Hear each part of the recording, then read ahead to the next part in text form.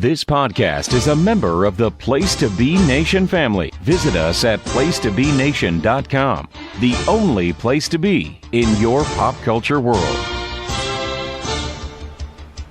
Hey everybody, we're back, baby. This week in the NFL, Episode 1, 2019-20 NFL season. We missed you guys, and I hope you missed us. This is our bread and butter. Our weekly sports show turned into a monthly sports show, and it's not football season, but we're back to weekly, baby. I'm your host, the Cowboy, Roger.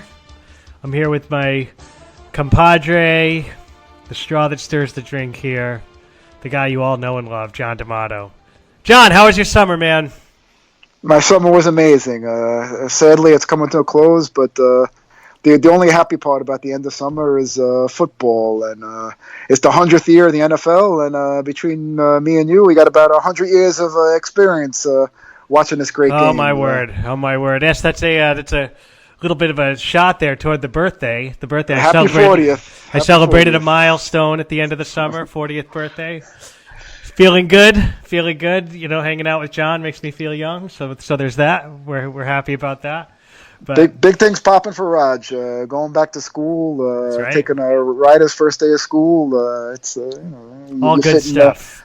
Manage to squeeze some work in and pay some bills. It's great. Multitasking. Here and there. So couldn't be happier. But yes, very busy. But that's okay. And it's my favorite time of year is football season because I have a rule. As busy as I am on Sunday, I plop my ass on the couch. I have 3 TVs in front of me, and I am there from 10 in the morning until midnight. And that's what I do. How many fantasy leagues are we up to this year? 11, 12? Yeah, somewhere in there. That's great. Well, one guy who, unlike you, Raju, who does, he's got about 4 different jobs and a lot of things. One guy chose to take it easy about a week before the season starts. Take it easy. Well, yeah, he doesn't want to play this great game anymore. A little banged up. Oh, you know what? He lost his passion. He wants to travel. It's okay. Yeah. It's okay, you know. Well, I'm not going to beat him up for it. So that's a great segue, John. So this is our big preview. So we're going to run you guys through all the divisions, talk a little bit, make our predictions. We have a little fun little over-under game we're going to play as well for those who are interested in that kind of thing. And John was just talking about one Andrew Luck. So, John, how about we start in the old AFC South? Very interesting. Yeah, that's a great idea. Where the bombshell hit, not this past Saturday, the Saturday before that, during the third, right in the middle of the third exhibition game. Mr. Schefter couldn't wait to break the news that Andrew Luck was retiring, and right in the middle of the game, and the fans weren't too happy about it as he walked off, which is kind of an instant reaction, which you can't really blame him for. That's just you don't judge your fan base by a few knuckleheads, but it's tough to be bad enough you're paying for an exhibition game, which is ridiculous as it is, and to get that news. The team behind the Pats and the Chiefs, I guess Vegas would have the Colts, sure, right, absolutely, third that's going to the Super Bowl before that. So that's a big just a shocker. But if you can't judge another man's pain. It was a shocker in some ways. So it's a shocker that he retired, but the way that they were acting about that injury. It was so much like the way they acted about his injury a couple of years ago, where it's it's his shoulder, and it seems like, hey, he'll probably be ready for the season opener, and he might miss a week or two. But they were always very cryptic about it, and then he ended up missing the whole season. And with this ankle thing, it was the same thing. They were very cryptic about it. First it's the ankle, then it's the calf, then it's the Achilles, then it's not the Achilles. And it's just, there were big red flags to me about his availability before the retirement announcement. But the retirement announcement is just an absolute shock. But hey, you know what? The guy's got a Stanford education, smart guy. He's made a lot of money. Not everybody's wired the same way, right? And you see a lot of former NFL players who have a lot of problems, and you know what? He wants out. He doesn't want to deal with it. can't really fault him for it, but it's tough for the Colts. Very tough for the Colts to have that happen a week or two before the season. In the meantime, here they've locked up Jacoby Brissett for the next 2 years for a decent chunk of change, $30 million, and they brought in Brian Hoyer as his backup for $9 million, which is probably a little bit of an overpay, but they're following in the footsteps of the best organization in pro sports. They won a couple of winners in their quarterback room, so we'll see what happens. They still have a very good offensive line. They still have a good defense. They still have good skill position guys. And Jacoby is not Andrew Luck, but it depends on how much of a downgrade you think he is. And I think we'll get into that. But I wouldn't count them out for the division. This division is very much up in the air. So where do you kind of see them falling here?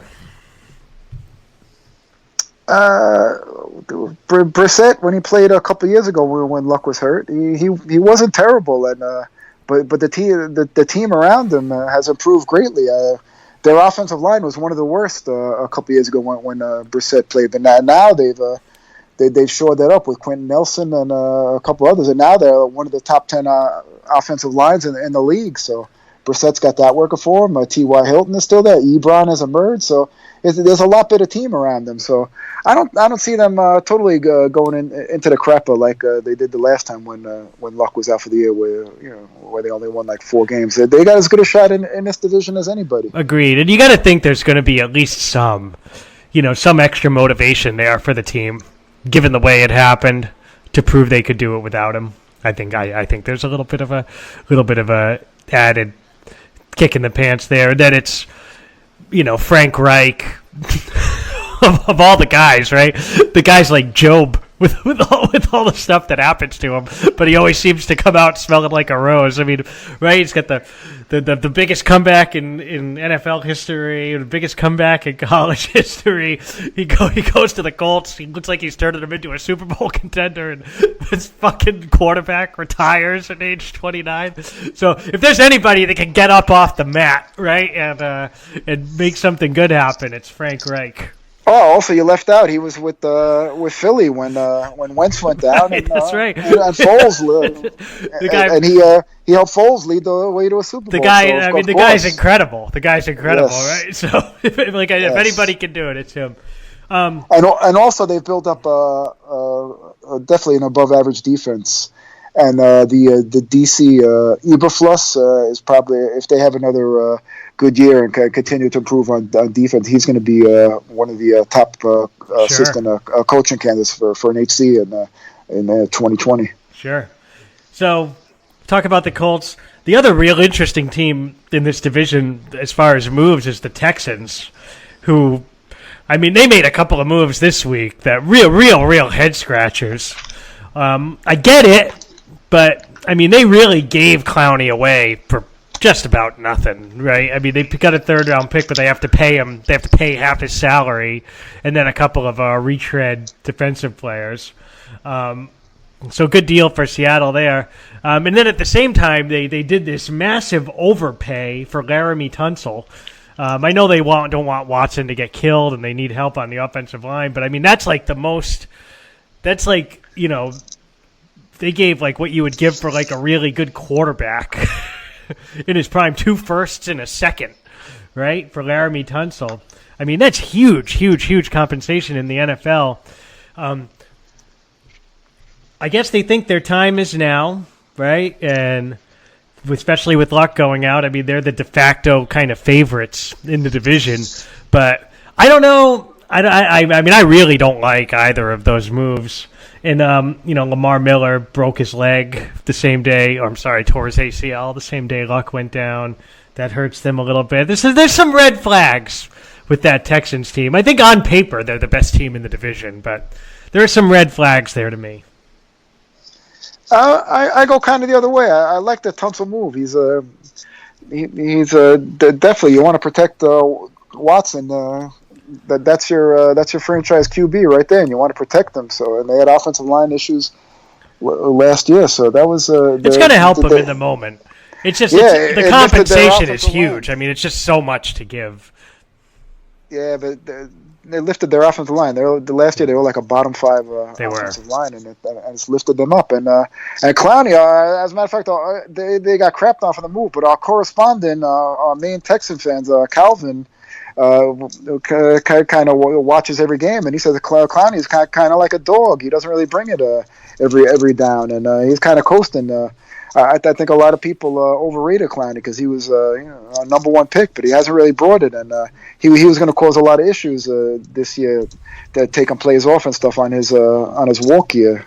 So maybe that was a case of addition by subtraction. Hey, we'll see. Just like for the Giants.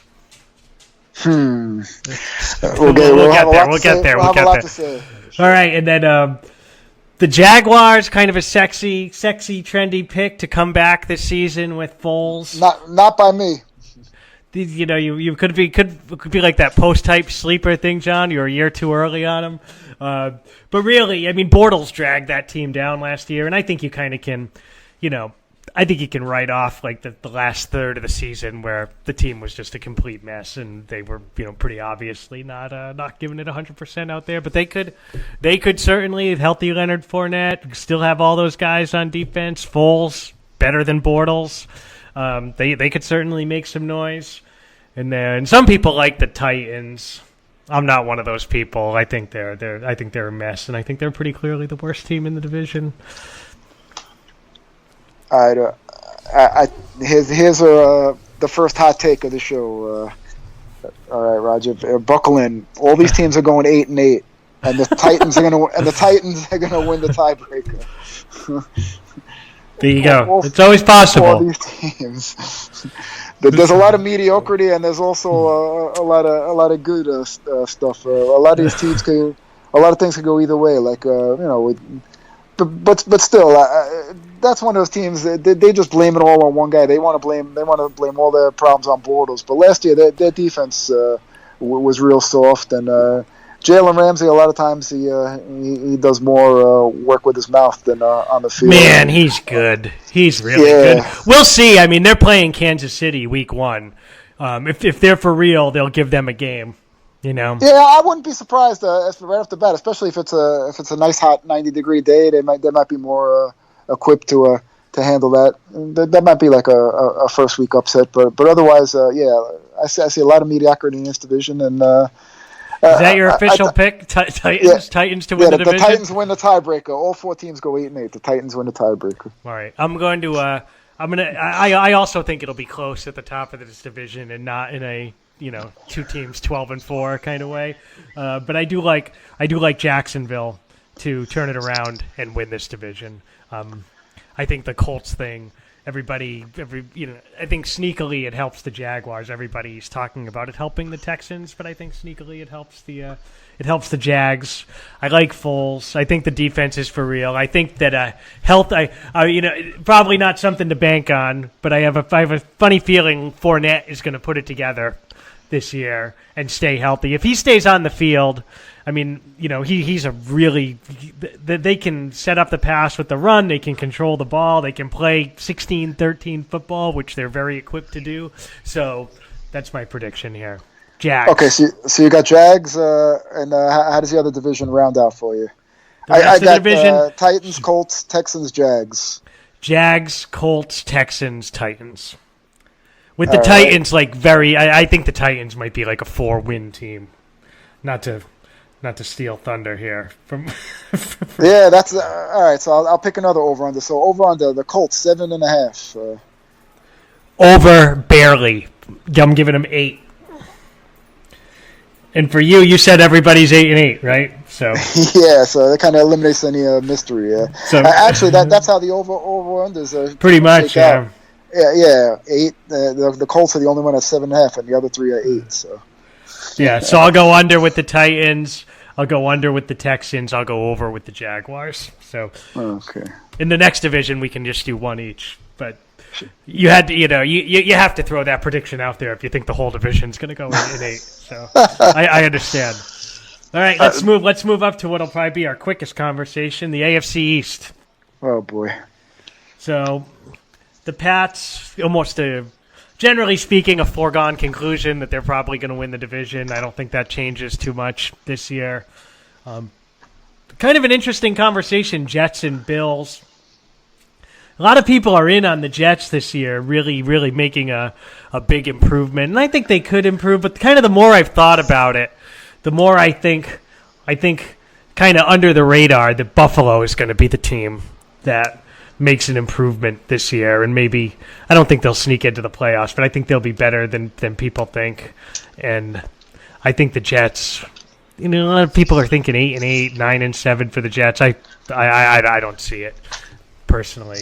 And then I think we'll probably both agree that the tanking Dolphins are going to be the worst team in the NFL. But what are your kind of high level thoughts of the division? The Jets. I agree with. They could go either way, but I love their. You can't not love their big moves of Le'Veon Bell. They got like the best offensive free agent, and they also got one of the best defensive free agents in Mosley at linebacker. So and also coming out of the slot, the receiver. Why am I blanking on the name? Crowder. Jamison Crowder was another. Yeah, yep. It was a. So those are three. Those are three solid moves right there, and of course they rewarded the GM that made those moves by putting them on the unemployment line, which is a Jetarian thing. And there's also a lot of other moves you could criticize on the Jets. It kind of goes along their franchise. They do some good, but then they do a lot bad. Like they went cheap on the kicker. They had Myers, who was a Pro Bowl kicker last year, incredible. He hardly missed any field goals, and he asked for a guarantee, and they kind of told him go screw, and they went cheap on him, and then they brought in a cavalcade of kickers, and finally they settled on the guy from the Vikings. Damn, I'm having problems with the names tonight. Nedved or yep. Vedvik, yeah. So hopefully that won't burn them. And also they lost one of their linebackers in preseason, which preseason is becoming a joke now, where you just want to keep guys healthy, and they lost Avery Williamson for the year. So the 18-game season's coming, Sean. I'm telling you. Yeah, I think it's coming.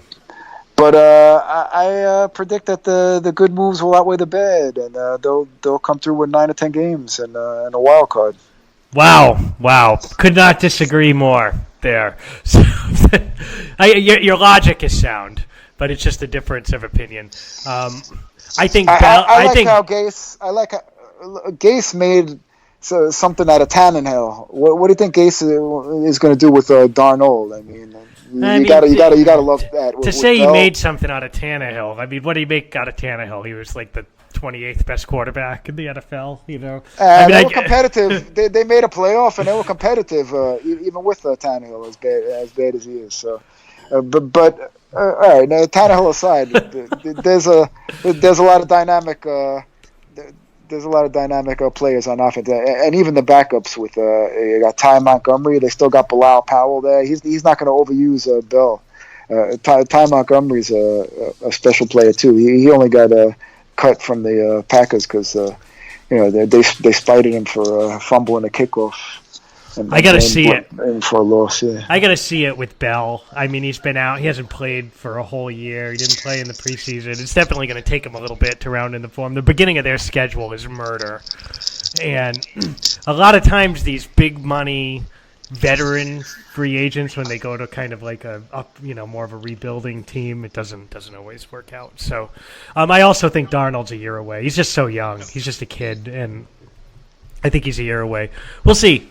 I mean, the difference between 6-10 and 10-6 in the NFL cannot be too much sometimes. So this is one where we'll see. I'll give you my case for Buffalo. I like their defense, lockdown corner, Tre'Davious White. I actually really like Josh Allen from a skills perspective. I know he's not the most accurate guy in the world right now, but I loved what he did with his legs, and I think he's a real gamer. He reminds me a lot of Cam Newton, who I really like. So I think he can take a big step forward this year. They brought in John Brown, a real deep threat receiver, to take advantage of Josh Allen's big arm. And I think the running game, I think McCoy is going to be a little bit of addition by subtraction. They have Devin Singletary and TJ Devin Singletary, the ageless Frank Gore, TJ Yeldon. I think it's a decent 1-2-3 punch, and they're just I think they're a team that I think they're a team on the rise, and I think they're kind of being overlooked a little bit. So we'll see. I don't think they're going to make the playoffs though. I think there's one playoff team in this division. I agree with you on a certain points. Like Allen too. Like last year, he was running for his life behind absolutely no offensive line, and he survived, and he made him competitive.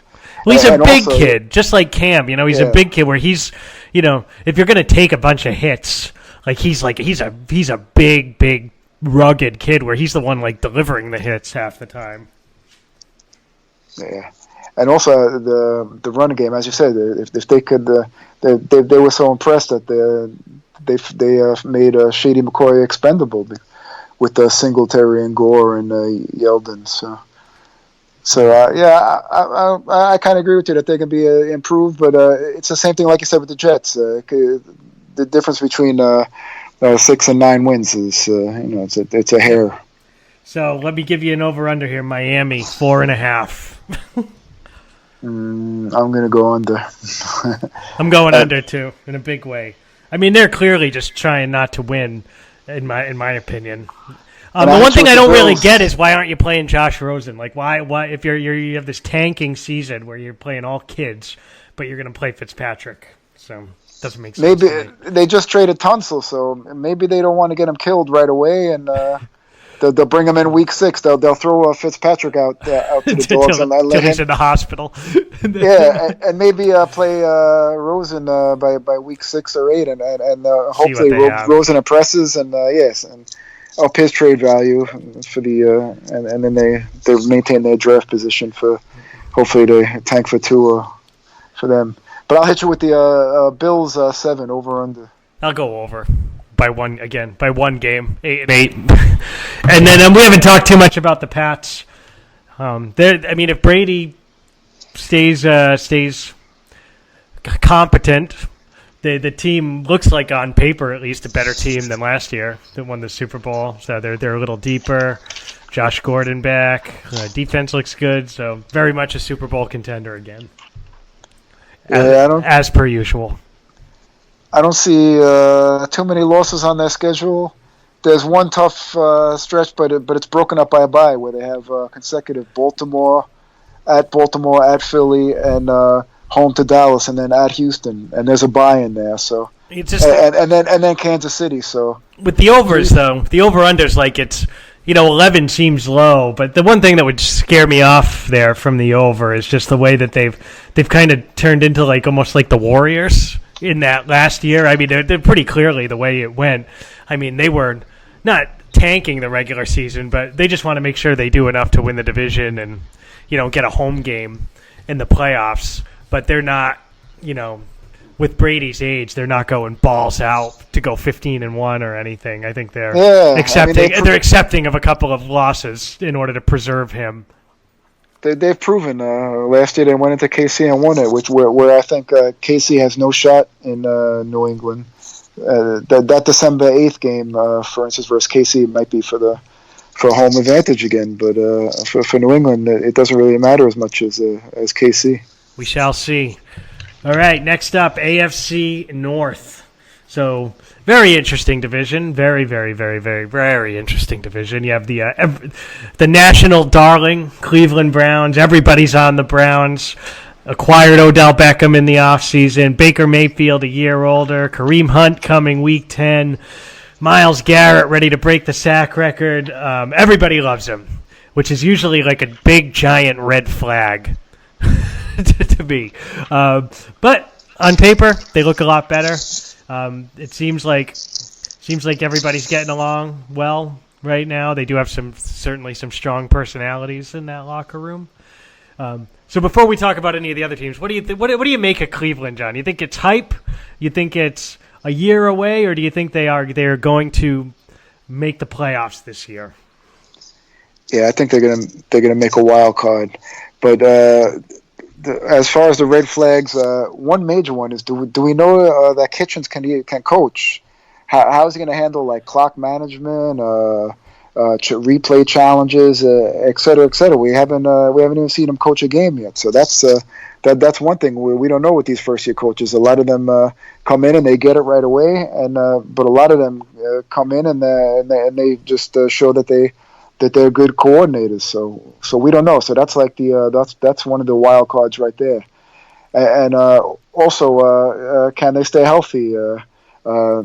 Their star acquisition, wide receiver this year, I think he hit the practice field about maybe 2 or 3 times so far in training camp. We'll see if that affects the first few games. Maybe it's going to take a while for him to get chemistry with Baker, because he hasn't played. He's too elite and too much of a prima donna to play in any exhibition games. But he's barely practiced and didn't show up to any mini camps because there was a lot of important things like awards to go to and commercials to do and stuff like that. So we'll see. I mean, he did make that catch though between the legs with the one hand. You saw that one, right? Whew. Yeah, of course. The kid's very talented. On our the last podcast I was on, which was the look forward, look back, I picked the Browns to make the playoffs, and the more I've seen and the kind of your opinions evolve over time. I don't think it's going to blow up in spectacular fashion, but I think that the weight of expectations are going to be a little much. I think they're probably a year away. I mean, given where they're coming from, if they can win 9 games, I mean, that is absolutely an accomplishment as a franchise. And if I'm a Browns fan, I am ecstatic that the team is relevant again and has all this young talent. But I think Baker's a year away from being elite, and I think just the team in general is a year away. That's my take.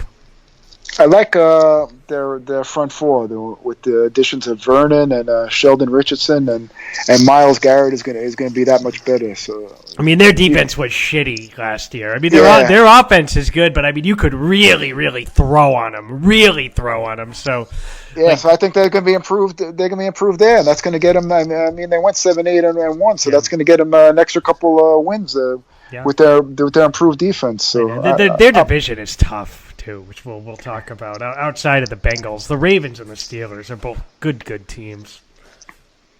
Yeah, and especially I don't know exactly what you want to call them, but like the Bengals and the Ravens and the Steelers, they have a lot of like edgy, like dirtbag type players, and then they know they're going to try to get into Mr. Beckham's head, kind of the way Josh Norman. They got very antagonistic players. Like even the Bengals, even though Burfict isn't there no more, they still have the perfect attitude. Yeah. Plus, they're not going to have anything to lose. And plus, the other thing is they're all used to beating the piss out of the Browns every year, right? So psychologically, I mean, they're going into those games thinking we're going to beat the piss out of the Browns again. So no, not really. It's not like actually like in the years they're kind of like they kind of had the Browns as an easy win on the schedule, but now with all the hype, I think they're gonna get the even Browns more fired up to play the Browns. Yeah, like the Browns are going to have a target on their back. Kind of like the Patriots, where every game is like a Super Bowl. I think teams are going to be a lot pumped up, so that's going to make their games a little tougher. But I still got them for a wild card. Should be real interesting. Looking at the rest of the division, the Steelers, no Bell, no Antonio. Connor and Jalen Samuels proved they can essentially give them what Bell gave them. I think I'm pretty much not a drop off at all there. Receivers a different story. Juju's been a heck of a receiver for them, but it's a lot easier gobbling up all those catches when you're never facing double coverage because Antonio Brown's on the other side. So is he a number one receiver? That's going to be big for them. And then can either Dante Moncrief or James Washington step up and fill the Juju role? Because with the Steelers, I mean, their defense is decent, right? Not great, decent. And, Roethlisberger led the NFL in passing yards last year. So essentially it's going to be as that offense goes, so go the Steelers. It's really tough because they ended last year on such a down note. Like they had so much talent, and to not make the playoffs was just ridiculous. But I think a lot of it was Antonio just as maybe the biggest poison locker room guy of the last 15 years or something. I mean, I think he single-handedly sunk their season. With him gone, is it addition by subtraction and they're back to 12-4, 11-5, or are they going to be mired in this 8-8? I lean more toward the former, where they step up and win this division and show that they're still elite. But I can certainly see an argument for the other side. What do you think of them? I got them winning the division, going away. They're gonna that offensive line is probably a top 3. And so the losses of Bell and Brown, they could add and mix and match with the other pieces in there, and their offense is still going to be. You still got Ben taking the snaps, and they didn't have Bell last year, and they were fine. Their running game was fine. It's because their offensive line is elite, and they stay healthy, and then they bring it, and they score. I mean, even without those guys, they scored us. The defense couldn't stop anybody. The defense has been terrible since Ryan Shazier went down a couple years ago. But I think this year Devin Bush is going to be the AFC Defensive Rookie of the Year, and he's going to shore up that defense a little. The defensive backs are a question mark with Artie Burns, who's that's a good name for him because he gets burned a lot. So we'll see how.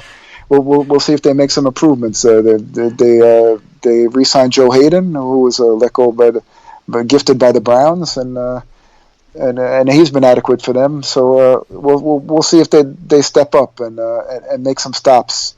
And if they do that, I'd like the Steelers to take this division. Yep, same. Look at that. Look at the agreement there. Take that one to the bank, guys. When we agree, it's over. Yeah. Last team, talk about the Ravens. I like this team a lot too. I think the Lamar Jackson thing's for real. I think he's going to get better. I don't think he's going to average 17 carries a game like he did last year, but I think he'll be able to throw a little bit. And I love their defense. I love their schedule, especially the early part of their schedule. And I love the Mark Ingram acquisition. I think he's a perfect guy for them. And Hollywood Brown is going to help them out, stretching the defense a little bit. So I like the Ravens. I like the Ravens for a wild card, actually. What do you make of them? They're going to be in the hunt. I'm going Steelers, Ravens, both of them making the playoffs. Cleveland, Cincinnati for this division. All right, just flip flop the Browns and the Ravens, and the same thing. Browns as a wild card. So I'll hit you with Bengals over under 6. Under, significantly. And I'm going to give you Cleveland 9. It's a tough one. I'll go. Damn, I'll go over. I'll give them a 10. They need that 10 to make the playoffs, probably. So. Yeah, for that. It's a big number, Johnny. It's a big number. I'll give them a 10 spot. All right, and then we'll round out the AFC here, looking at the AFC West. We have the prohibitive favorites, the Kansas City Chiefs. Best offense in the NFL, worst defense in the NFL just about last year. And then the Chargers, Broncos, and Raiders. So talking a little bit about the Chiefs, they dodged a massive bullet with Tyreek Hill not getting suspended. I'll save my thoughts on that personally. I don't... To say that the suspensions and the way that the league hands out discipline is kind of arbitrary would be an understatement. But at the end of the day, he's going to be out there all 16 games unless something else happens. Huge for them. Absolutely huge for them. He's really he's such a weapon and such a unique weapon that he really makes their offense go from just great to historically great like they were last year. Mahomes a year older, MVP. Don't have much more to say about that, right? I mean, he probably won't take a step back or anything, I would assume. They brought in Shady, I don't know how well that'll work, but they have some capable guys there anyway, and Damian Williams and Darwin Thompson. And on defense, they lost some guys, and they gave up a lot to bring in Frank Clark to bring in a pass rusher. I think they're probably good to win the division as is, but that defense will determine whether they're a Super Bowl winning team if Andy Reid can get that monkey off his back. What do you make of them? You think like you just pencil them in for 12-4 like a lot of people are doing, or you think there could be some sophomore not slump, but just some troubles. They could run into some troubles this year. The only thing would be an injury to Mahomes or something. I mean, that was just a gift, a Shady McCoy gift to reunite him with Andy Reid. That's exactly what they need, because their running backs Williams aren't quite as dynamic. And but we'll see how their defense improves. They brought in Steve Spagnuolo as a coordinator, who kind of lost his touch to his last couple go-rounds. He was last with the Giants, and he was fired by a couple teams before that, although he does have a great Super Bowl win as a coordinator on his resume. So we'll see how that goes. They really just added Clark, and we'll see if they add some playmakers on defense, because that's what it's going to take in the game. You all know it's going to come down to either the championship or division playoffs. The team that can make one stop is going to win that game. So they're going to play. They're going to win the 11, 12, 13 games or whatever. But it's all going to come down to the playoffs, whether that defense can make a stop or two.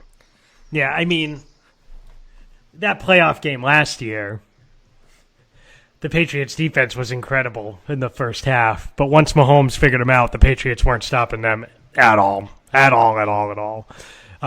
why it was so important they got the ball in overtime, because there was no way they were keeping him out of the end zone otherwise.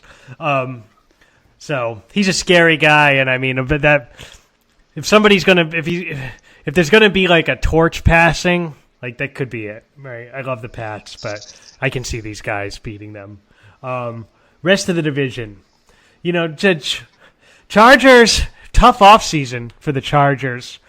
Obviously, the Melvin Gordon stuff, it looks like he's going to be like Le'Veon Bell-esque, may not play until week 10. And not under the radar, but I guess under the radar compared to Gordon was, a huge loss on defense in Derwin James, the reigning. He won Defensive Rookie of the Year, right? Oh, no, Darius Leonard did, right? Anyway, he was second. But he was one of the 3 or 4 best safeties in the NFL, and he's done for the season. Huge loss for them. Keenan Allen's a little banged up. It's just, you kind of felt, at least for me, kind of felt like they had things break pretty well for them last year and kind of blew it at the end, right? After that huge win against Kansas City to not be able to capitalize and with the home field, right, to blow it at the end of the season. And then, they played a Patriots team that everybody thought was on the ropes and just got smacked in the playoffs. I personally think you're going to see more of the old Chargers this year, which is the old, hey, they look good on paper, but they're 9-7 again, Chargers. That's just me, though. I think the tea leaves read a down year for Los Angeles. Yeah, I think the Chiefs are they might be as much of a lock as the Pats to get this division. It's just chaos in every other team with Gordon situation and James going down, and the Chargers, their offensive line was one of the worst in the league last year. They didn't really give Rivers much help there. So I'm kind of down on them. I don't see any other team making a wild card run. The Chiefs going to take this running away. All right, and then the one team I kind of like in this division as a bit of a sleeper is the Broncos. Yeah, that defense. I like their defense. It's going to keep them competitive. And I don't like Flacco. I don't think Flacco is very good, but he is better than Case Keenum, who they were trotting out there last year. Emmanuel Sanders, looks like a miraculous recovery. He looks like himself, even coming off the blown-out Achilles. They have 2 good running backs. They have a pretty good offensive line, and they have one of the best pass rushes in the NFL. So if Joe Blow can, or Joe Cool, Joe Cool, right? If Joe Cool can, not turn the ball over, and he's always throwing a good deep ball. If he could do that, yeah, it's all about timing. If it was a couple of years ago with Demaryius Thomas still in there, and a couple of the weapons they had a couple of years ago, it might have given them a fighting chance, but not now. Now their receiver core has gone downhill. That Sutton could be good. He's just a kid, though. They need him to step up. But I think they at least have the ability to make some noise. And then everybody's favorite dumpster fire. We shit on them all last year, John, and I'm going to start right up in 2019. God, I hate the Raiders. Hard Knocks doesn't nothing. I mean, they are just an absolute joke of an organization.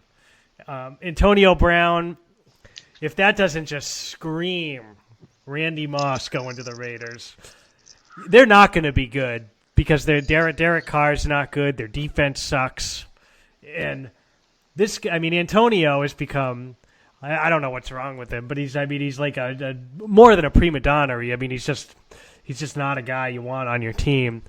Now they start off, say, 2-4, 2-5.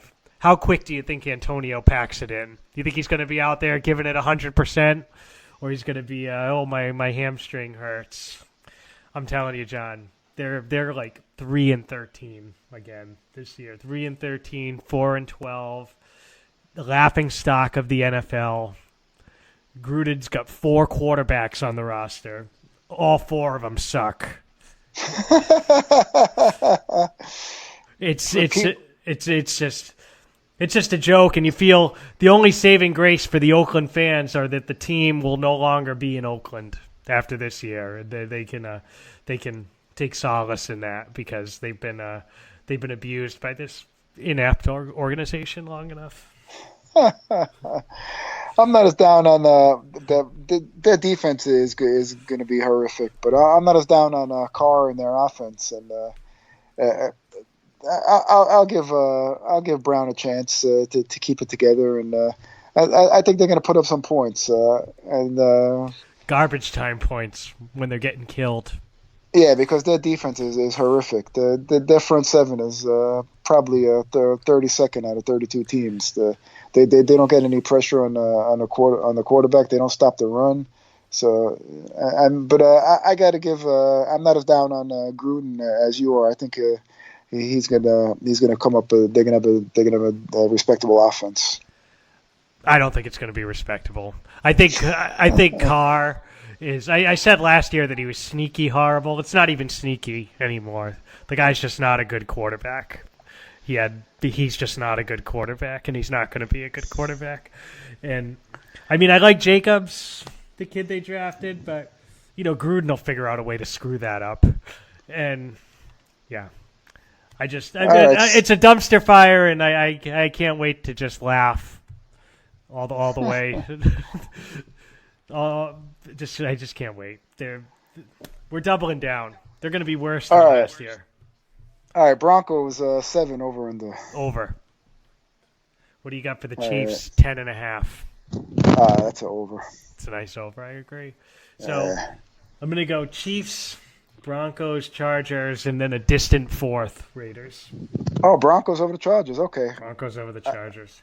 I got the Chargers, and I got your Raiders edging the Broncos for third. Oh, come on. You're just trolling me now, right? Really? Yeah. I like Ruben's offensive abilities. I think and Brown will keep it together. I think they may sneak out 7 or 8 wins. Yeah, if it was 1998. All right. So I'm logging these down for the record. So. Yeah, and I don't think I mentioned. So my playoff teams would be the Patriots, Steelers, Jaguars, and Chiefs as division winners, and then I've got the Ravens and I have the Broncos as Broncos getting the surprise wild card. Ravens and Broncos. All right. I got the Jets and Browns as the wild card. Pats, Steelers, Titans, and Chiefs. You sure you don't want to bump Oakland up there? You're loving them right now. You don't think they could get to that magic 10? I didn't say love him. I said respectable. I'm not as down on Carr as you are as far as Harl. I mean, what evidence has Gruden given you that he can still coach? I mean, he's just offensive. I got faith in their some offense of was his terrible offensive last year. abilities. Awful. I think they with that. I mean, Antonio Brown's a real talented guy. If his head's screwed on straight and he's engaged, but I mean, the comparisons, like, I mean, and this wasn't Gruden, right? Or was it Gruden? Did Gruden coach Moss, or was that Art Shell? I think that was Art Shell. Yeah, that was Shell. Yeah, where like you can see that where Brown's going to go here, he's just going to be terrible because the team sucks and he's not going to care. And then they're going to ship him off somewhere for nothing, even though they paid a lot to get him, and then he's just going to be the best receiver in the NFL again. Anyway, I digress. I think that's enough for the Raiders. I need my own podcast to give my thoughts on the Raiders. It's enough Raider talk. All right, NFC East, baby. So it's a Tuesday night as of 11:18 p.m. Ezekiel Elliott still unsigned, but everything's saying he should be. He should. I thought he was going to sign today, but it should happen tomorrow. He's probably not holding out, so Zeke's going to be back. Supposedly he's been in shape. He's been in shape hanging out in Cabo. We'll see about that, but even if he's not in great shape, he can play himself into shape pretty quickly. Does that make them the odds-on favorite to win the division, a healthy Ezekiel Elliott? I don't know about odds-on. It's as far as favorites between them and the Eagles. It's a toss-up. But this division is split right down the middle between the Cowboys and Eagles as contenders and the Giants and Skins as not so much. Yeah. I mean, yes, I agree.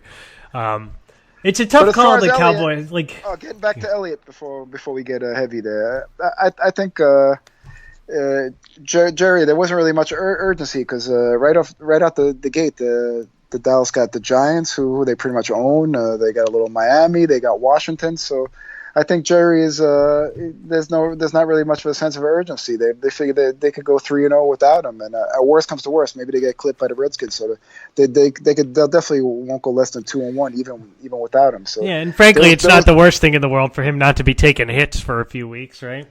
Save your bolts for the playoffs, sure. Because the kid Pollard looks fine. Like, I mean, he looks. Oh yeah. They have their offensive line. I mean, you don't want to say anyone could run behind it. I mean, Ezekiel Elliott, he's a special talent, Ezekiel Elliott. But any one of these guys can give you 75% of what Ezekiel Elliott gives you behind that line. You can put anyone back there, basically. But I think he'll play week 1, probably split carries, and then be good after that. You mentioned the Eagles. Man, it's Wentz's health, right, is really the X factor. If he stays healthy, I mean, I think they're pretty loaded outside of that, right? I mean, they're loaded at the skill positions. They have a good defense. They have a good line. They're hungry. Wentz is very, very, very good, very capable of leading a team to that division title. They made some good offseason acquisitions. Best tight end in the NFC, in Ertz. It's a good team. They got Deshaun Jackson back. Yep. As a deep threat. So and they brought in Jordan Howard and drafted Miles Sanders because they were pretty weak at running back last year. They were playing that kid from Notre Dame, the undrafted guy, Josh Adams. Yeah, their only major weakness is their defensive backs and their secondary. So will their solid front four like Cox and them will they get enough pressure to make up for the mediocre secondary, which hurt them at times last year. They're in the right division to have a bad secondary, right? I mean, there's exactly one wide receiver threat in the whole division. It's Amari Cooper, and the quarterback throwing him the ball isn't exactly prime Joe Montana. So, no arguments there. so if you're not to disparage Dak Prescott, I think he's fine. I think he is a perfectly average NFL quarterback. But if you're going to wouldn't pay him $40 million a year. It's a tough thing because what are you going to do? Like the quarterbacks have these guys over a barrel. I mean, you saw what Goff got tonight, right? Yeah. Goff got $110 million guaranteed. I mean, he's been good. He hasn't been. Did the owner watch the Super Bowl? The owner that's signed him to that contract, did he watch the Super Bowl? I think that's McVay as much and Belichick as much as Goff. But Goff, I mean, he's a good quarterback. I mean, I don't look at him and see this super special talent where you could just put him with any supporting cast around him and he's making guys better. And look what he signed for. So if Jared Goff's worth $110 million, is Dak Prescott worth 70 guaranteed? He probably is, right? And they just know. The thing is, they know. They got the team. The quarterbacks have the teams over a barrel because they have to pay him. They have no choice but to pay him because you can't let him walk because you got nothing else, right? So what are you going to do? Yeah, that's why when people are shocked when they see like the numbers for even like you mentioned in the Colts like Brissett and even like Hoyer, these numbers shouldn't shock you at all. If a quarterback's half competent, you got to pay him. Oh yeah, and I mean what Brissett made is not like a huge number. It's I mean I think that was smart of the Colts. If he's good, if he has a good year, I mean he would have commanded 3 times that next year. You know, you lock him up for 2 years now, and I mean they believe in him enough. And if he's awful, it's a 2-year investment, and then you move on. Especially now, the cap's extended, and then the Colts they're going to be they're saving money on luck in the future, so it's really no big deal. I don't really make a big deal about these quarterbacks getting all this money. That's the way the game is trending as far as salaries. But man, you look at like that Goff contract, same draft class, right? Wentz and Dak were the same draft class as Goff. I mean, Wentz has to be licking his chops because Wentz has looked like a special player. I mean, he's outside of the injuries, you'd rather have him than Goff, right? I think he's a better quarterback than Goff. Oh yeah, and that's the only knock on him is can he stay healthy? Does he have that? Does he have like that Romo type situation where any hit to the back and he's gonna be fragile? But injuries are so hard to predict. I think for Wentz, I think he brings it on himself. He's trying to be the toughest guy on the field. He's running over linebackers and stuff. I mean, they need to just pull him aside and be like, stop being a moron, right? I mean, your arm is what we need. It's great you can do stuff with your legs. Freaking like RG3, slide or run out of bounds. Stop taking these hits. He's clearly not built for it. So that's how he always gets hurt, running, right? Yeah. But as far as the division breakdown, I like the Cowboys slightly ahead of the Eagles. I love the Cowboys defense with Jalen Smith and Van Der Esch. As a matter of fact, Jalen Smith big prediction contract for defensive player of the year. Yeah, they just paid him. I mean, he's a hell of a story. I like him a lot too. I like the Eagles in the division. I think they'll both make the playoffs, but I like the Eagles. I think Wentz stays healthy. I think if he stays healthy, I think they're an 11 or 12 win team, and I think he will stay healthy. And I think I said this on the other show. I think he's got a real good shot to win the MVP this year. I like him a lot. Now talking about the other teams, the Giants. So there's a little bit of light at the end of the tunnel there. I mean, everybody took that giant dump on the Daniel Jones pick, but I mean, you can't judge everything on preseason, but you can at least say the kid doesn't look like a total stiff. Like, I mean, it looks like a good pick. It's definitely going to create some controversy this year. Where I know even though they're rebuilding, and even though the right thing to do is to make the kid wait, right, is to let him sit behind Eli for a year. I think Eli's going to be like so bad, like he has been, that it's going to be they're going to be calling for his head after three or 4 weeks. And I think the kid will definitely make. I think my bold prediction. I think Daniel Jones starts 8 games for them this year. That's my prediction. That might be about right, but in exhibition though, he faced 0 starters, So you have to temper your enthusiasm. I know, but he was also. I mean, he didn't. It's not like he was playing with Barkley and stuff either. You know. Sure, he was throwing to guys that got cut. Exactly. A lot of the receivers. But Yeah. I mean, I just liked what I saw. I mean, you had to have. I know you don't want to jinx the kid or anything, but the way he was standing in. I mean, he was standing in and making throws, getting hit. The accuracy is there, the escapability is there, but also he's already got a fumble. He keeps plays alive. But kind of like a Roethlisberger, where he keeps plays alive, and then which causes more hits and more fumbles. So he put the ball on the ground a couple times, so he's got to clean that up. But what I liked, I know he doesn't have a huge arm, right? And that was one of the knocks on him. He doesn't have a huge arm. Yeah. But he does seem to really know placement wise. Like you can get away without having a huge arm, right? Drew Brees doesn't have a huge arm, but if you get the ball out, you get it. You know, I saw a couple of throws where he sees the one-on-one coverage. He gives his guy a chance. He's accurate too, and I mean Danny Dimes, yep. Yep. So, I think at the very least, all the negativity around that pick has subsided, and if he can turn into a franchise quarterback, they look like geniuses. With the Barkley thing, passing on Darnold, because Barkley's like very clearly like the best running back in the NFL, and I mean he's got the skill set where he could be like legitimately could end up being like the best running back in NFL history, and they were so derided and chastised for taking him just because he was a running back, that if the Jones pick works out, they look like they come out smelling like a rose, because they wouldn't have gotten anybody at 6 this year that was as good as Barkley, right? And if Jones can be better than a guy like Darnold, it's a nice little foundation you got there. Yeah, but it all comes down to whether they finally this is their second attempt at rebuilding the offensive line. Gettleman's first attempt was an outright disaster. Last year they started off with Flowers and another guy, Omamahe, a free agent. They weren't even competitive. Eli would just drop back and there'd be 3 guys right on him. The offense wasn't even competitive that first half of the year, and that's on the coach and the GM for putting an offensive lineman that can't play.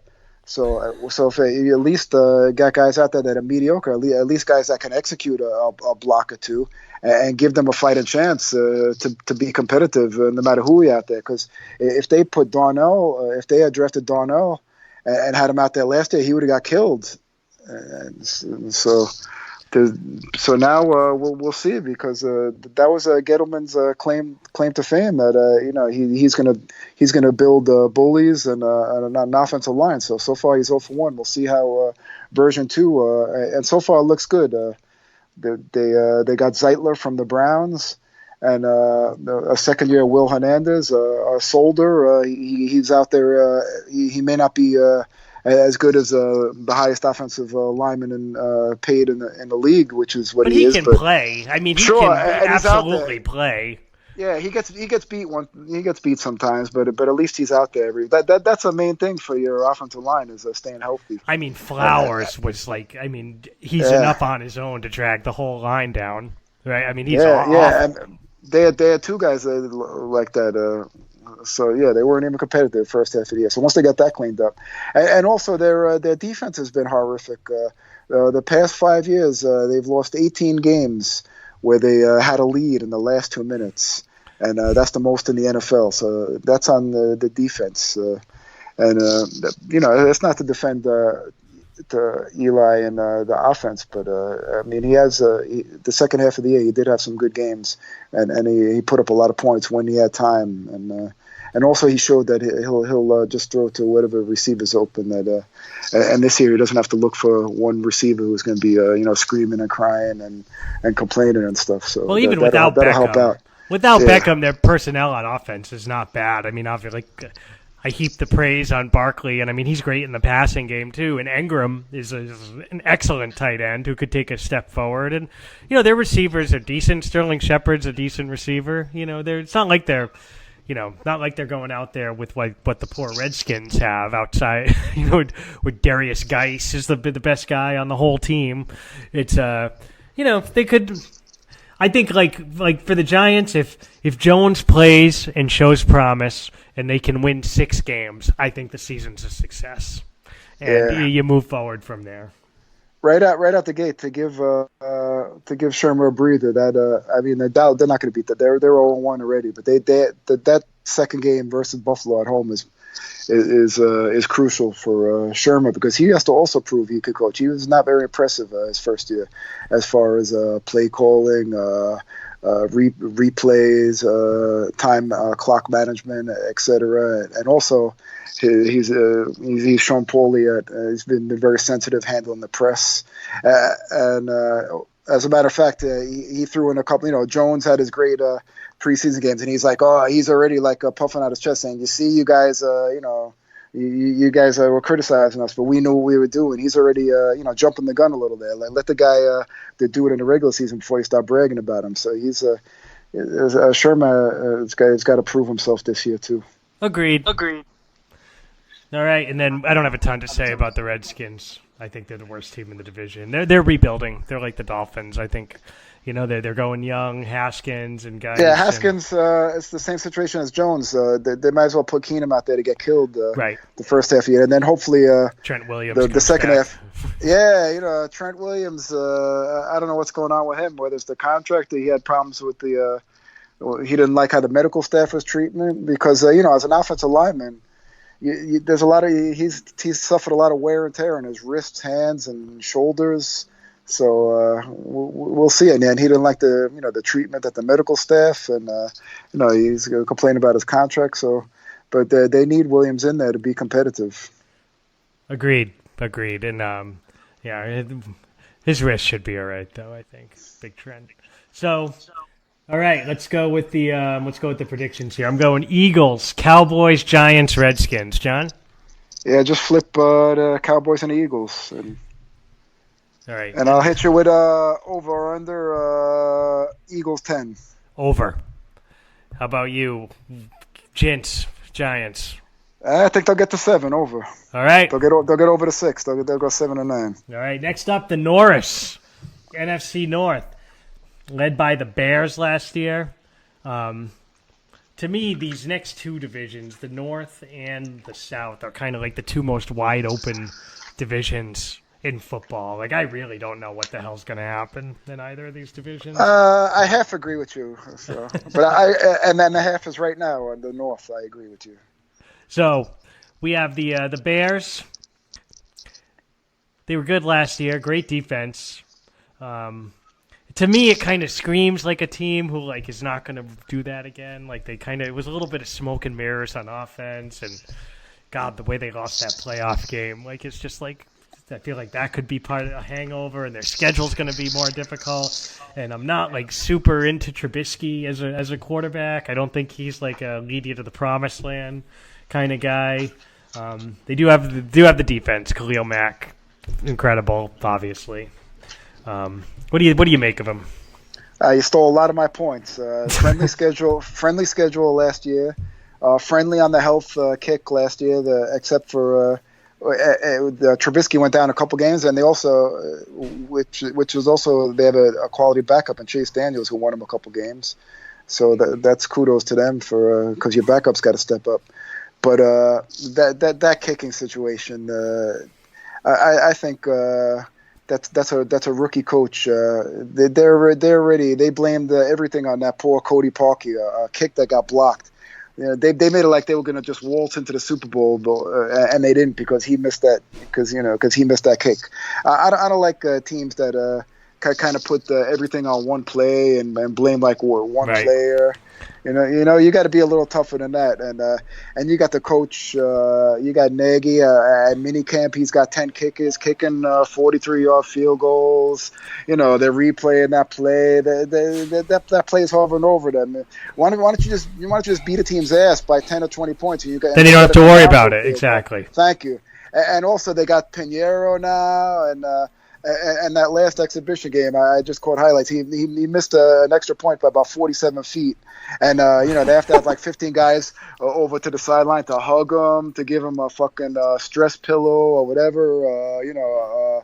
What do you call them? One of them dogs that you need on the plane. Say a service dog, John. It's a service dog. Sorry, they have to give them the service. They're all psyching up so they're already psyching up the season. If we got the greatest team in the world, if Pinheiro can just make his kicks, we'll win the Super Bowl. I think that's a little bit of a loser mentality, and also I think the Packers and the Vikings were below average last year, and they're gonna step up their game. So I look for the Bears to slip to third. And good chance of it. I don't love the Packers or the Vikings, frankly, which is what makes this division so tough. I think. Oh, so you picked the Lions? Oh, so you think the Lions? No. I think the Lions are the fourth place team, but like the Packers and the Vikings both have warts, and. You hope you get a full season out of Aaron Rodgers. That's obviously important for the Packers, but they're not like a great team outside of Aaron Rodgers, and he's a year older. And then the Vikings on paper, to me, look like the best team in the division, but you just like really don't like how they closed out the season last year, and with Cousins' like inability to perform in the clutch. So it's like a real toss-up for me. It's a real toss-up. I am not. I'm going to go with the Packers, but I don't feel good about it. I'm going to go with the Packers too, and I feel good. I feel good about it because I think Rodgers. He was kind of tired of it. It was a long marriage that had a little success, but kind of worn down with McCarthy. And I think Rodgers is going to be rejuvenated with a new coach, and I think they can have a defense this year. Also. I don't want to degrade him, but maybe losing Clay Matthews, it might be a little addition by subtraction. They're going to get a little younger.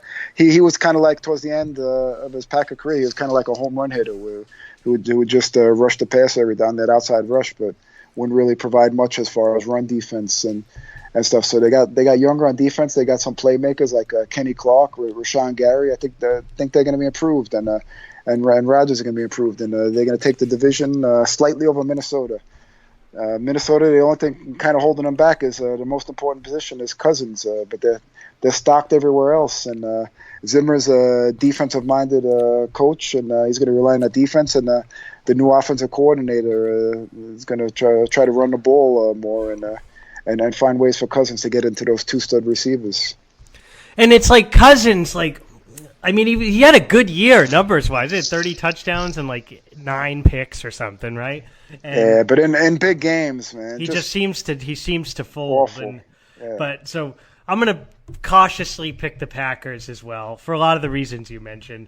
I don't think it's out of the realm of possibility that Minnesota puts it all together and has a great year, but I'm gonna kind of consider them like the Chargers of the NFC, where the sum is not equal to the parts, and they're just not going to be as good as they should be. So Packers, Vikings, Bears, Lions. I think we picked that the same. Yes, of course. I want to talk about how about Patricia's Lions, Raj? Over under 6.5. Under. I don't think they're going to be very good. I do, I think it's not a great division, but they're all tough games for them. And one thing I'll give them credit for, I like their. I think they're going to have a running game for the first time since Barry Sanders. Kerryon Johnson's a good player. Kerryon Johnson and also who am I thinking of? The tight end they drafted, Hawkinson. T.J. Hawkinson. Yeah.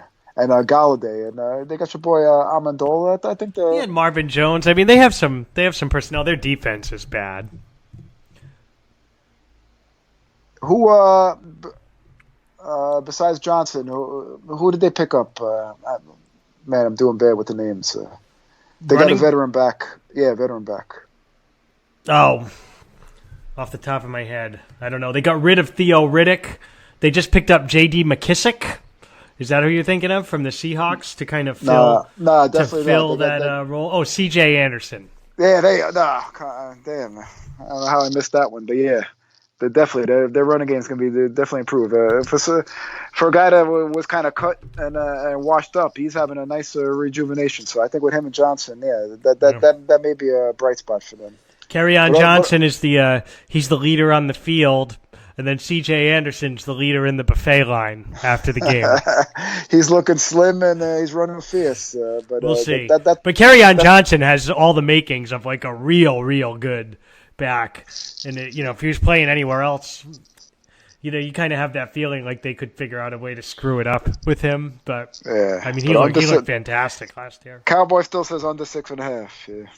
Yeah, more product of the division, and then I mean, some teams are just going to be bad. You know what I mean? Yeah. It happens every year, and they're as good of a candidate as anybody. All right, so let's move on here. We're going to move on from the NFC North to the NFC South. Another crapshoot of a division, if you ask me. John seems to think there's a clear favorite here. Is that the Falcons again, John? No way. And I disagree strongly with your even on this division. I think this is the Saints division all the way. This is the NFC South. I think this division has gone downhill.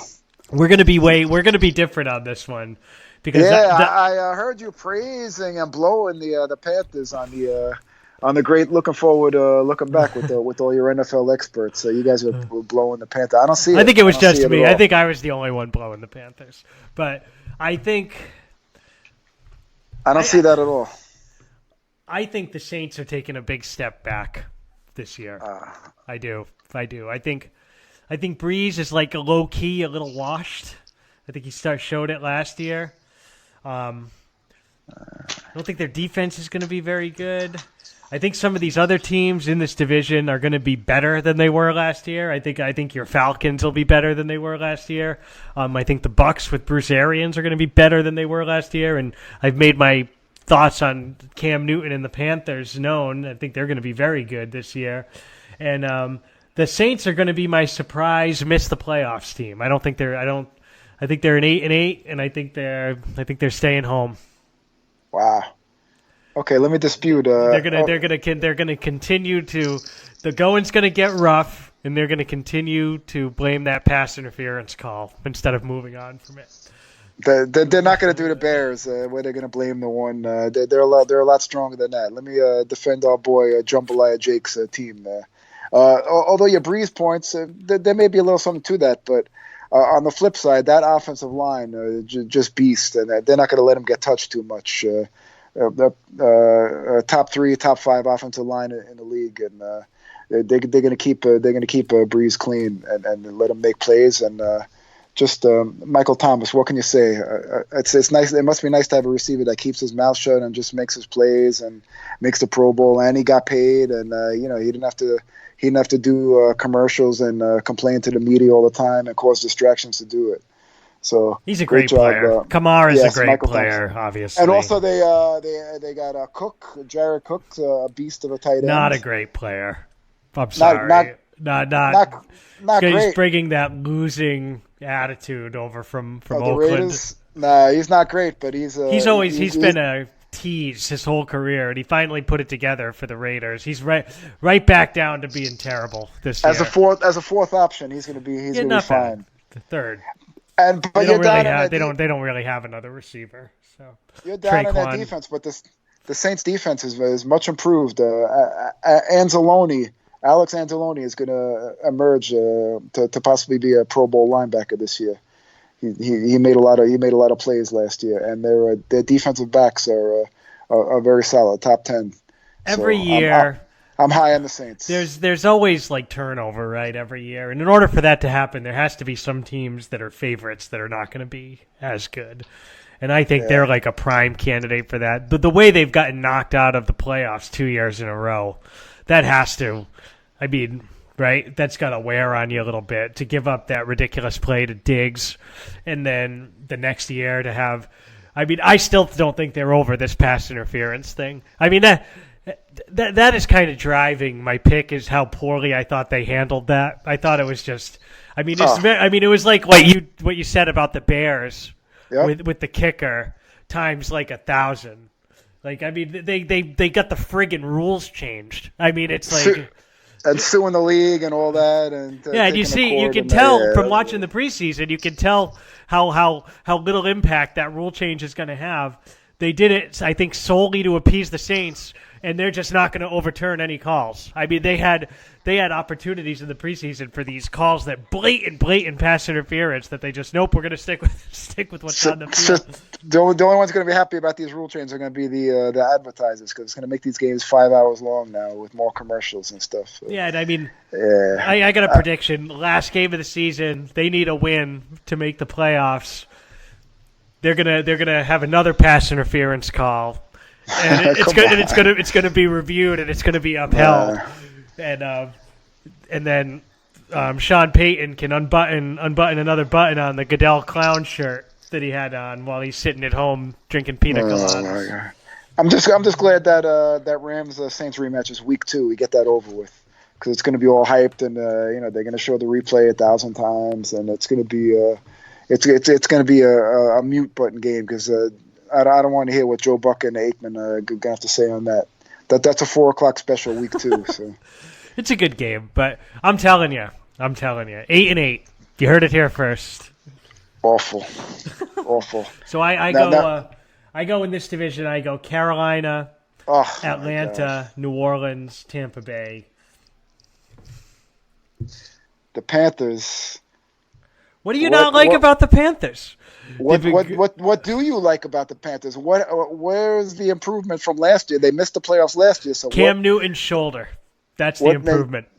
He couldn't throw the whole second half of the season. The guy's an MVP. He's an MVP candidate every year, and his shoulder's all better. And his number one target is 34-year-old Greg Olson. What targets? DJ Moore. DJ Moore is going to step up. And his number one target is really Christian McCaffrey. He had 100 catches last year. Outside of McCaffrey, I can't say nothing bad about him. But they never seem to have any other weapons. Olson's half in the broadcast booth. But Curtis Samuel is a good player. DJ Moore is a good player. They got a good defense. And on the defensive side, it's kind of like just 10 guys standing around waiting for Luke Kuechly to make a play. He's a beast, but he's always like one neck stinger or one hit in the head away from being out for the game. And they have no other playmakers on defense. They have a horrible secondary. Eric Reed, he tackles social justice issues from Monday through Saturday, and he doesn't tackle Dick on Sundays. He's more worried about getting his boy Kaepernick a job and social justice. A social justice warrior, but on the field, not much of a warrior. Yeah, I'm going to leave that one alone. Keep it in the field of sports here. But I mean, they were a good team, right? Very good team last year.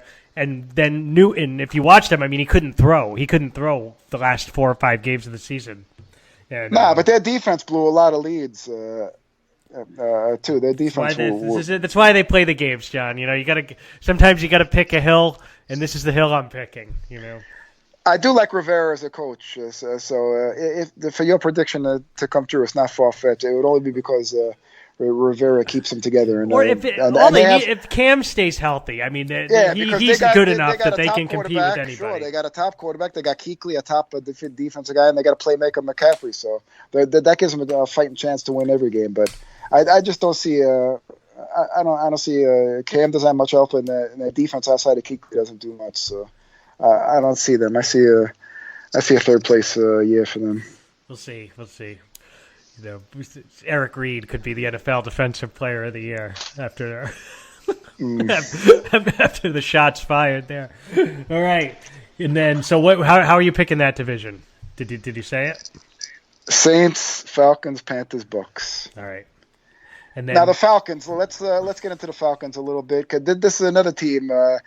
Last year, our Falcons faithful said, all you got to do is change our offensive coordinator, and everything, all our problems are going to go away. We're going to make the Super Bowl. There's all the offensive coordinator was making the bad calls. Just a team that points to one. Meanwhile, their defense hasn't stopped anybody since since the first half of the Super Bowl versus the Patriots. Another NFC soft team. Yeah, I mean. They did lose Deion Jones, right? He's their best defensive player, and he was injured for most of the season, correct? Yeah. So I guess the thought is they get him back. The defense will be improved. They still have all those same weapons on offense. I mean, Calvin Ridley's a year older. He showed some promise. I'm not super into Matty Ice. I think he's a little overrated, personally. But I mean, I think they're good enough to go 9-7 and miss the playoffs. That's what I expect out of them.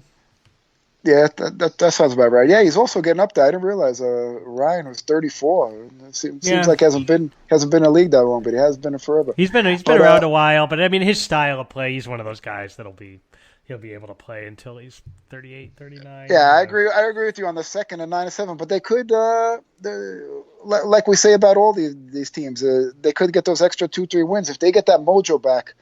For like during that Super Bowl year when they had like Grady Jarrett and Beasley swarming the quarterback, they had a dominant defense for a few games, but they're a team that they just can't keep it together year by year. As far as defense, they're always explosive offensively, but. You want me to tell you where that mojo went, John? When they lost that? Don't tell me. Not just the Super Bowl. They should have had the next year. They should have beat the Eagles in that playoff game too. That one really bothers. That one bothers me even more than choking that Super Bowl away. Because then the Eagles would have still been on that donut for the Super Bowl. Those fucking scumbag Eagle fans. So it's after midnight here, and we're getting D'Amato unplugged after midnight.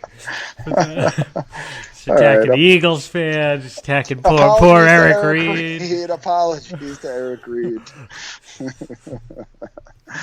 Guys, just trying to play a game he loves, John. You know. Bucks 6.5 over under.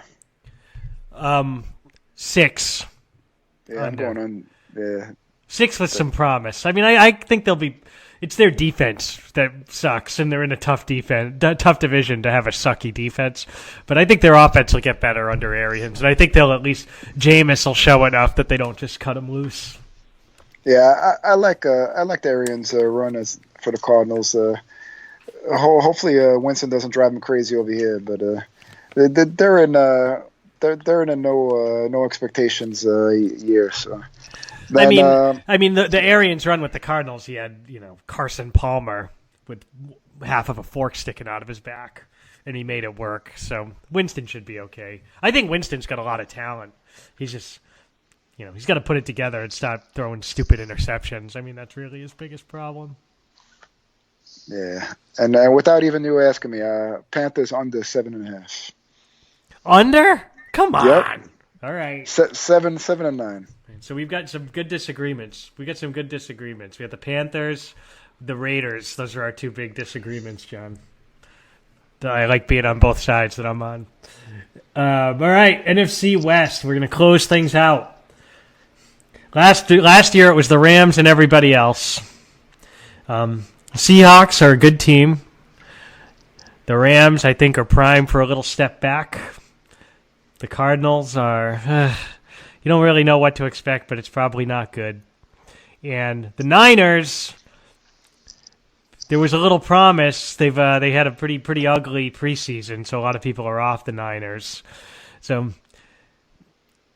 it's tough. I think you get 2 playoff teams out of this division, and then 2 teams that don't get to 6 wins. That's just the way I see the division. What do you think about the Super Bowl hangover for the Rams? I mean, it's like one of those. So when your team's built on being like this offensive juggernaut, and then you get beat to a team that only scored 13 points in the Super Bowl because you have literally the worst offensive Super Bowl in the history of the Super Bowl, outside of maybe that Kerry Collins against the Ravens or the Patriots against the '85 Bears. But they just got shut down.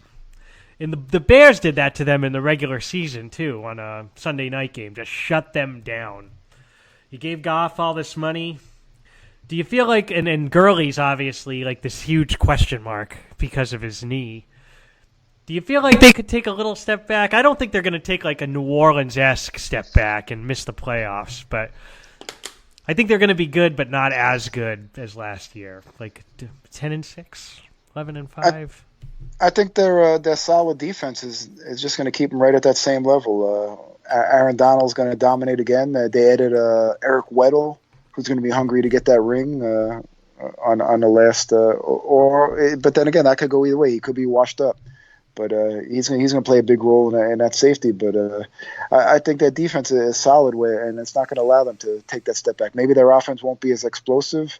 With question mark, Gurley might have some injury issues, but that's going to just give more time to Henderson.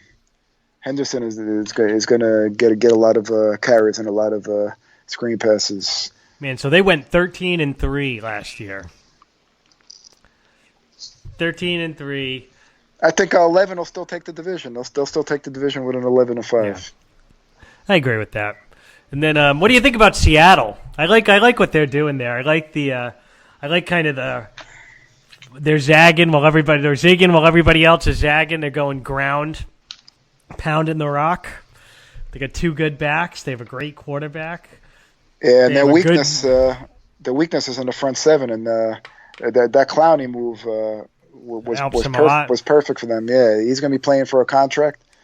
So, but Bobby Wagner is probably the best linebacker in the NFL, right? Sure, that could go the other way though with Clowney, because he's been as we heard from our Texans correspondent, sometimes he coasts, but that's perfect for what they needed. Yeah, and even those guys that if Clowney's the kind of guy who, when he's unhappy with his situation, he's not killing himself out there. Usually, when those guys get traded into a decent team, which this is, right? They usually will kind of crank it up a little bit. They have Ziggy Ansah too. I don't know if he's got anything left in the tank, but yeah, they're gonna, even though he was hurt and they pretty much got used to playing without him, but they're gonna miss Earl Thomas, and it seems like they took a lot of hits from that dominant Legion of Boom defensive backfield. It's gone. First they lost Sherman and Thomas, so they could be thrown on. But I think this one team, they're just going to fall short of a wild card. But with the coach and with Russell Wilson and their solid defense, they're a threat. They're we keep repeating the same thing, but not 9 wins. They could easily, those 2 or 3 games. They could easily get to 11, 10 or 11, and get that last one, second wild card. I like them to win the wild card. Their home field advantage can't be understated either. It's probably the best home field advantage in the whole NFL. And I really like Chris Carson. I think he was already good, and I think he takes everything you hear out of camp is that he's just a beast.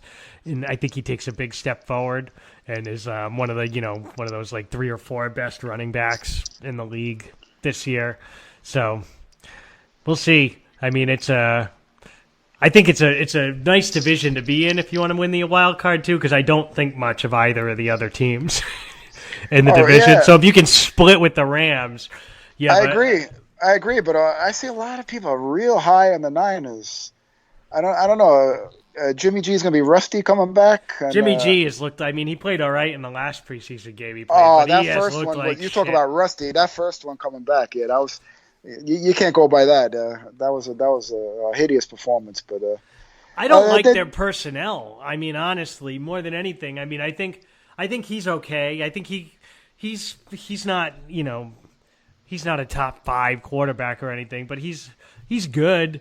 But I mean, they got their receiving. If they get some suspect. mojo with if they get some mojo with Bosa and D Ford and Bruckner, Bosa's already hurt.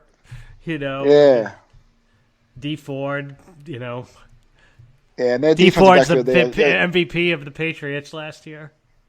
Yeah, their defensive backs. The defensive backs. So Sherman is like one of your favorite stands. Kind of got the fork in him. I mean, he's all right, but I mean, they have Verrett, they have Jimmy Ward. I mean, I don't know. I think they're at least a year away. I'm not the biggest Kyle Shanahan guy either. Everybody loves him, but I think he kind of just does enough to lose. So we'll see. I got him at 5-11. Yeah, they're good to watch though. It's always good to watch Kittle, man. He's oh yeah, big WWE fan. I like Kittle a lot. I mean, And I mean, that's the other. I mean, he had like 3 or 4 plays last year of over 70 yards, which was, I mean, just like unheard of for a tight end. Who knows? I don't know if he can repeat that. Yeah, they were over under as high at 8, so you got him under. Yeah, I'd agree with that. And then the Cardinals, I don't know. They're going to be. I think they'll be a lot of fun to watch too, but they just aren't going to be able to stop anybody. Unfortunately, especially without Patrick Peterson for the first, whatever it is, 6 weeks of the season. I think they're going to be exciting. I'm real interested to see, like, if Kyler Murray, I mean, because there have been some short quarterbacks, but I mean, he's the shortest, right? And, you know, we're in a place now where a guy who's like 5'9" can go number 1 in the draft as a quarterback. And we've never really seen this in the NFL before. So I'm real interested to see if he can succeed at that height. And then Kingsbury's got a lot to prove. I mean, his offense is innovative, but he hasn't really won like at any level, right? I mean, he was under 500 for Texas Tech, and then to get an NFL job. So we'll see. I don't have high hopes for them this year, but I think for them, you know, if they win a few games and it looks like Kyler Murray's going to develop, and they have a bunch of young receivers. If those guys can develop, and you know they have their eye on the future, anyway. But I don't think there's much there for them this year. What do you think of Murray? You think it can work, or do you think it was you know, kind of a silly pick? No, I think his Kingsbury is going to put him in offense, and where he's going to put up some points. And it's going to be a lot of quick pass to the slot. The kid Isabella from UMass is going to be tremendous.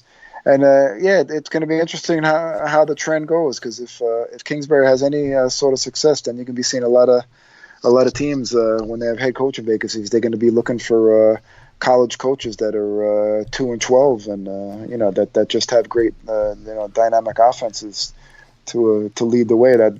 We're going to see if that's a trend or if this is just going to be like Chip Kelly was a few years ago. Right. You got to think of a guy like Charlie Ward for back in the day. He's got to be kicking himself, right? I came around at the wrong time, you know. Yeah. I mean, so.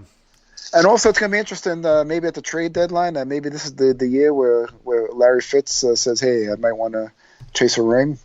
And he might go to management, and you think he's just going to ride it out there? Yeah, I do. And another interesting thing was that Terrell Suggs chose to sign there. I guess he just wants to go to a warm weather. No, well, he went to ride out. He went to went to college at ASU, so he's a local guy. It's a going home kind of thing, kind of like Justin Tuck. Exactly right. Wasted his last 2 years just to get paid with the Raiders and be in a nice warm weather state. And exactly. Like I mean. Suggs. Everybody loves Suggs there because he's a Hall of Famer. He's got his ring, and he just wants to be. Having lived there, it's a real nice place to live. Oh yeah, sure. And I think Fitzy is so like entrenched in the community there. I mean, 16 years with the same team. I think he'd retire before he put another jersey on. Personally. Yeah, well, that's admirable. You don't see that too much. You don't see it too much anymore. And I mean, he did everything short of winning the Super Bowl. He tried. I mean, he was incredible in that game. And anyway, all right. So we got Rams, Seahawks, Niners, Cardinals in that order. Yeah, the same, boring, but I got the same there. All right. Now, so for the NFC, I have Philadelphia, Green Bay, Carolina, and Los Angeles as your division winners, with the Cowboys and the Seahawks as my wild cards. Yeah, I got Vikings and Eagles as the wild cards, and Cowboys, Packers, Saints, and Rams. All right, so let's just do Super Bowl predictions. You can go first. I got the two of your favorite teams, the Saints and the Steelers. The Saints finally get through, and the Steelers, they're going to come right out the box this Sunday night, and they're going to put a home whooping on the Patriots in Gillette Stadium. The first time that's happened in a while. And they're going to open some eyes this year. Two teams that got a lot to prove. The Steelers are going to prove that they could do it without Brown and Bell, and the Saints are going to overcome two of the most devastating losses in playoff history, and they're going to do it for our boys, Reish and Jambalaya Jake, and they're going to get through this year. All right. All right, I can't pick the Patriots because I never pick them, and they always make it, so I don't want to jinx them. So what I'm going to do is I'm going to change my pick from the earlier podcast after watching the preseason. I'm not down on Carolina, but Cam got hurt, and I think picking them to win the division is pretty good. So I'm going to say Kansas City. You should change that too before it's too late. Son of a bitch. Kansas City over Philly in the Super Bowl. Andy Reid, storyline city, baby. Andy Reid getting it done, getting that first ring against the Eagles. How do you like that? I love it. Andy Reid with a Philly special. Philly special. So that's my prediction. I like Philly over Carolina in the NFC title game. I like Kansas City over New England in the AFC title game with a little passing of the torch moment. Hope I'm wrong again, Pats. Feel free to prove me wrong as you do every year. So, John, this became a little, we took a little longer than I think we had anticipated, but I think we got a lot of good stuff in. I hope everybody's all pumped up. So it's Tuesday night, less than 48 hours from now. We have Bears-Packers, which if John and I are onto something, the Packers are going to go into Soldier Field and kick some ass. So we'll see. There'll be a good way to start. Or wouldn't it be fitting, John? Wouldn't it be fitting if the new guy missed a field goal at the end and just got the season started off right for Chicago? But poor Pinheiro. He's gonna bring a support dog onto the field. Service dog. So, why do I keep fucking that up? It's the same thing. It's late. Yeah, it's a synonym. He's gonna bring a service dog to make the hold for him. So we'll be back next week for sure. Tuesday or Wednesday, our stuff will post. So hope everybody enjoys week 1 of the NFL season. Hope it's been as fun for you as it has been for us. We're punchy. It's after midnight. Apologize for any off the cuff stuff we might have said. We're just having a good time. I can say any opinions expressed on here are those of the people who expressed them alone, and not of anyone else. So I'll take it. For Mr. D'Amato, I'm the Cowboy, and football's back, baby. Yeah, it's great to be back in the saddle. All right, guys. All right, take it easy.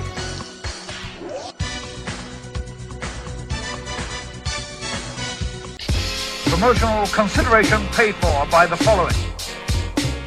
Place to Be Nations, JT Rosero and Chad Campbell here. We want to let you know that we have over 24 podcasts available on iTunes, Stitcher, Google Play, and PlaceToBeNation.com. We now offer them to you on 2 great feeds. On the Place to Be Nation Wrestling feed, we dive into topics running the gamut from today's WWE to the glory days of yesteryear and the ins and outs of the territory days. In addition to our full-length shows, we also deliver to you special pod blasts on topics old and new. The Place to Be Nation Pop feed is a veritable treasure trove of great content. Offer tremendous shows covering the land of movies, television, life, comics, and sports, brought to you by the most knowledgeable and insightful folks in the podcast world. You can find all these great shows, plus archives of our past podcasts from over the past 8 years as well by subscribing to both feeds on iTunes. And while you're there, be sure to rate and leave feedback as well. All of these shows, plus others, available on PlaceToBeNation.com, where we cover pro wrestling, sports, movies, comics, plus in-depth search projects, and much more. Be sure to support our site by using www.PlaceToBeNation.com/Amazon when doing your online shopping. And we want to thank our friends at Boneheads Wing Bar, ProWrestlingOnly.com, and TheHistoryOfWrestling.com as well. Be sure to follow us on Facebook, Twitter, Instagram, and Tumblr. PlaceToBeNation.com, the only place to be in your pop